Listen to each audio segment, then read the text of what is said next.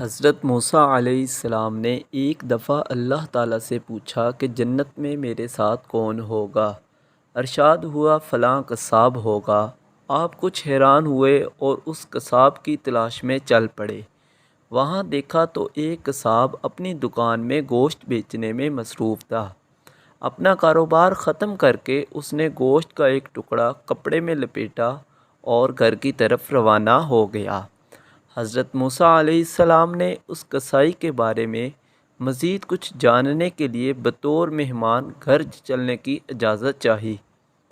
گھر پہنچ کر قصائی نے گوشت کو پکایا، پھر روٹی پکا کر اس کے ٹکڑے شوربے میں نرم کیے اور دوسرے کمرے میں چلا گیا، جہاں ایک نہایت کمزور بڑھیا پلنگ پر لیٹی ہوئی تھی۔ قصاب نے بمشکل اسے سہارا دے کر اٹھایا اور ایک ایک لقمہ اس کے منہ میں دیتا رہا۔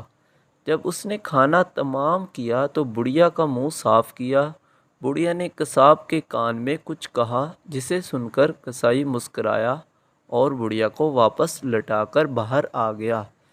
حضرت موسیٰ علیہ السلام جو یہ سب کچھ دیکھ رہے تھے، آپ نے قصاب سے پوچھا یہ عورت کون ہے اور اس نے تیرے کان میں کیا کہا جس پر تو مسکرا دیا؟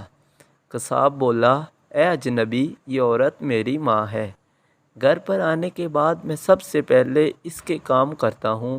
یہ روز خوش ہو کر مجھے دعا دیتی ہے، اللہ تجھے جنت میں حضرت موسیٰ علیہ السلام کے ساتھ رکھے، جس پر میں مسکرا دیتا ہوں کہ بھلا میں کہاں اور موسیٰ کلیم اللہ کہاں۔